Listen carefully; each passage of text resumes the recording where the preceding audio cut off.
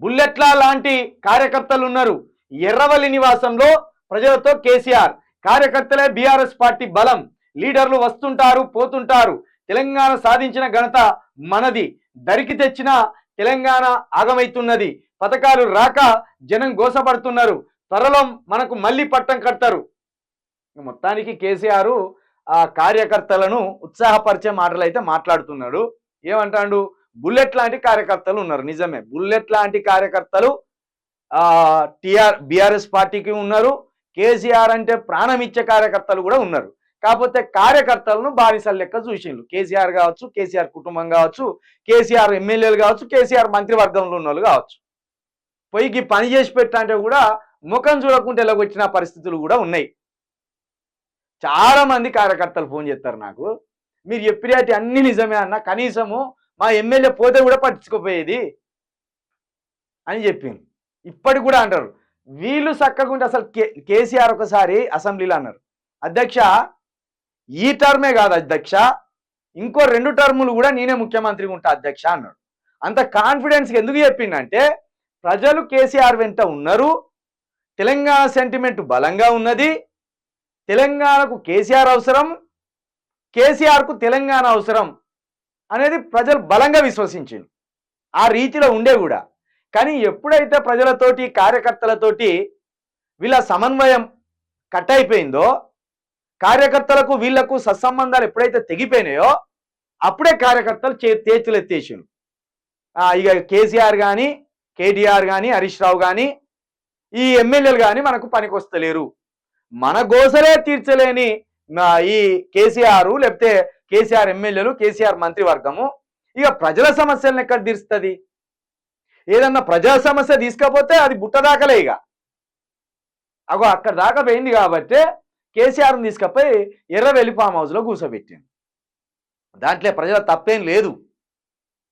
వాళ్ళు అనుకున్నారు వీళ్ళ దురుస్థానం ఇట్లనే పోతే ఇక వీళ్ళే దేవుళ్ళనే కాడికి పోతుంది, ఆఖరికి రాజ్యాంగానే మార్చేస్తా అన్నాడు, రాజ్యాంగానే మార్చేస్తా అన్నాడు కదా.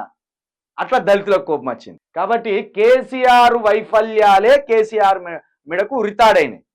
ఇప్పటికి కూడా గ్రామ స్థాయిలో బీఆర్ఎస్ పార్టీకి క్యాడర్ లేదు. ఇది పచ్చి నిజం.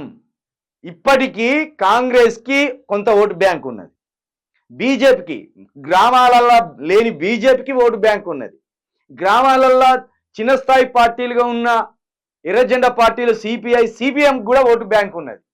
కానీ కేసీఆర్ పార్టీకి ఓటు బ్యాంక్ లేదు గ్రామాలల్లో.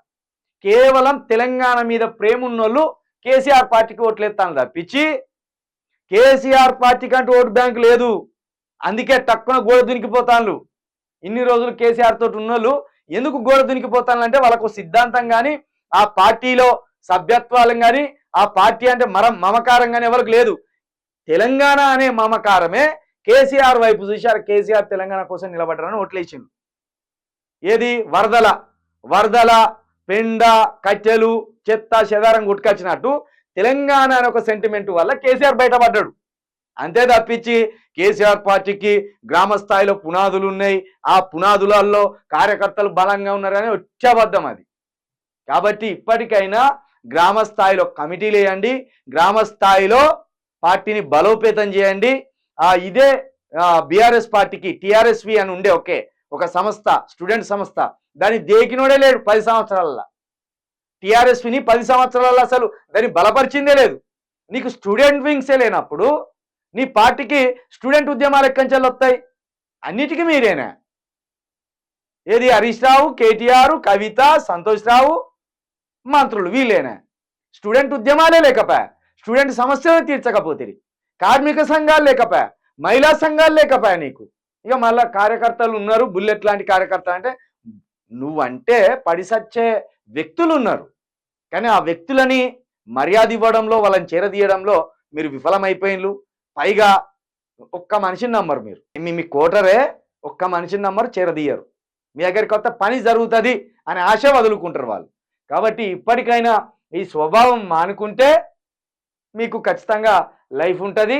ఇక పథకాలు రాక జనం గోసపడుతుంది నిజమే, కరెంటు లేక పథకాలు రాక గోస పడతాను. కానీ ఇంత గోసపడ్డా కూడా మళ్ళా మీకైతే సానుభూతి వస్తలేదు, బీఆర్ఎస్ పార్టీకి సానుభూతి వస్తలేదు.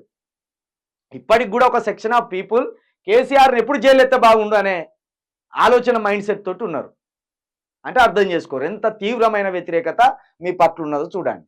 కాంగ్రెస్ పార్టీ సరిగ్గా పరిపాలించకపోయినా, రేవంత్ రెడ్డి పాలన సరిగ్గా లేకపోయినా ఇంకా కేసీఆర్ మీద కోపం మీదనే ఉన్నారు, కానీ ఆ పార్టీకి మైలేజ్ అయితే పెరుగుతలేదు. ఇది అర్థం చేసుకోండి.